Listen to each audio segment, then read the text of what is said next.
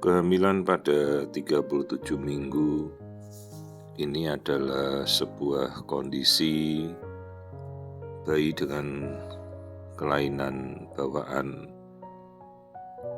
yang mengenai pada beberapa organ ya. Dan salah satunya kita lihat pada awal bibir sumbing atau celah bibir.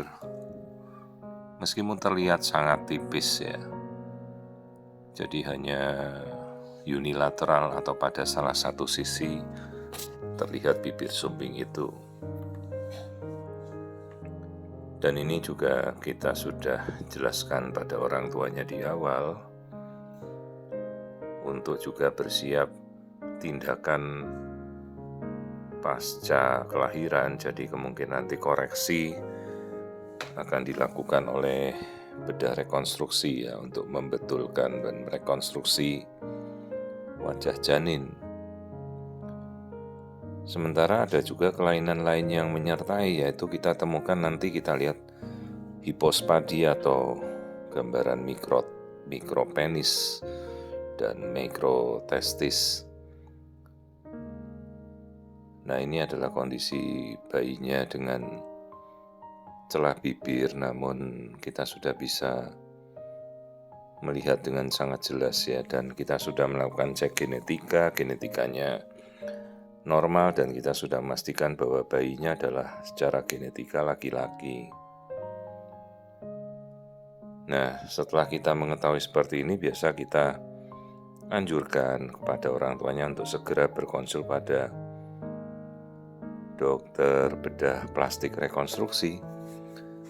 Nanti akan dijelaskan kapan akan melakukan tindakan rekonstruksi bibir sumbingnya ya. Namun ternyata ada kelainan-kelainan yang lain yang menyertai yang baru muncul pada minggu-minggu akhir, yaitu usus bayi ini terlihat melembung, membesar, dan tidak bisa mengalirkan pasase makanan. Jadi bagian dari perutnya ini, ususnya ini terdilatasi atau membesar, yang sebelumnya tidak kita lihat. Kita pastikan dulu ya, jadi kedua ginjal aman, karena kadang-kadang ginjal yang membesar, membengkak itu juga bisa terlihat seperti gambaran usus yang membesar. Nah ini ya, kedua ginjal kanan, ginjal kirinya normal. Nah, baru kita lihat ke arah usus. Ini yang hitam dan ada beberapa bagian tadi yang putih itu. Terus kita lihat bagian kelamin. Nah, ini jelas-jelas testis ya. Tapi bagian tengah itu seolah-olah terbelah seperti kelamin bayi perempuan, padahal bukan. Ini secara genetik sudah kita pastikan bayi laki. Jadi inilah kondisi yang kita namakan hipospadia atau kondisi dengan mikrotestis dan mikropenis. Nah, ini bagian tengahnya ini yang terlihat membelah. Itu adalah testis dan penis yang kecil. Ya, jadi bukan alat kelamin perempuan ini. Ini bayi laki-laki ya. Jadi kita juga perlu mengkonsulkan nanti pada bedah urologi, pediatrik urologi untuk melakukan rekonstruksi alat kelamin luarnya. Ya, karena kalau tidak bayi ini hanya bisa berkencingnya merembes keluar. Ya, kasus hipospadia ini mesti kita koreksi nanti setelah lahir. Dan ini kelainan ini sudah kita lihat di awal ya, hipospadia. Nah ini kondisinya. Jadi seolah-olah kiri kanannya itu membesar, itu isinya buah zakar atau testis yang kecil, dan bagian tengahnya bukan kelamin perempuan tapi ini kelamin bayi laki-laki, makanya nanti perlu dikoreksi. Nah ini orang tuanya sudah kita jelaskan, tapi yang menjadi perhatian kita ini kok ada bagian dari ususnya. Nah ini kita mengarah ke usus yang membesar, menggelembung. Ini alat kelaminnya tadi yang kita curiga kan, sebelumnya dikira bayi perempuan, ternyata bayi laki-laki. ya. Jadi itu testisnya kita udah lihat. Nah, kita mau ngelihat nanti bagian ususnya karena usus bayi ini melebar membesar. Ya, nah ini bagian dari usus. Nah ini.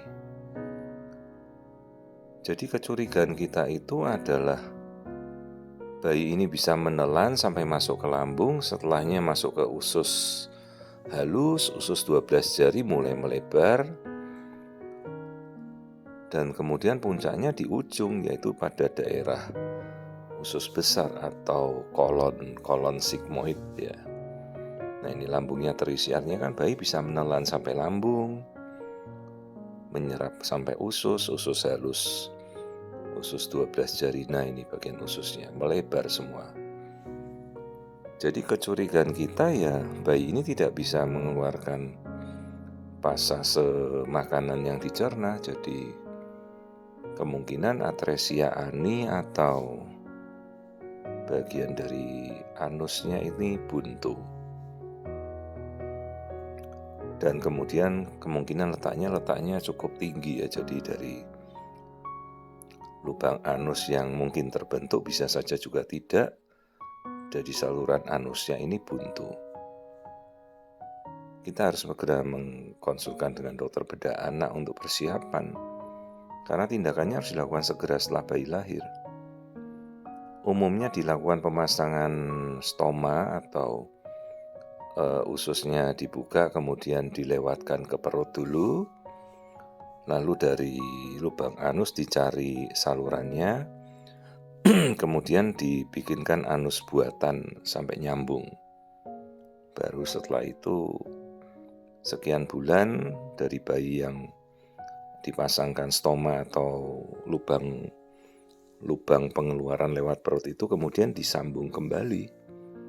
Ini beberapa tahap ya, dan ya jujur kita harus menceritakan kejadian kondisi yang kemungkinan akan dihadapi, mulai dari resiko infeksi, resiko kegagalan operasi, stomanya terbuka infeksi ya. Jadi kalau bayi sampai buang air besarnya lewat perut itu resiko infeksinya kan besar. Dan setelah berapa lama nanti dia harus disambung kembali ya. Ini dilatasi usus besar ini, jadi kemungkinan ususnya ini tidak bisa keluar sampai anus tapi buntu di bagian ujung saluran cernanya. Ya. Jadi inilah kondisi kelainan bayi dengan kelainan bawaan. Awalnya kita tahu ada bibir sumbing, nyaris tak ketahuan. Terus ternyata ada atresia ani dan ada mikropenis, hipospadia. Dan ini kita rencanakan kemungkinan akan persalinan terencana sebentar lagi, hanya orang tuanya mungkin masih bingung rencana persalinannya. Seharusnya sesar terencana supaya usus bayi itu tidak penyet atau pecah ya kalau melewati sampai harus lahiran normal, karena jalan lahir itu kan tulang. Bisa saja bayi ini tidak bisa lahir karena tersangkut perutnya yang besar atau malah ususnya yang sudah melengkung ini jadi pecah. Jadi harus benar-benar terencana dengan baik.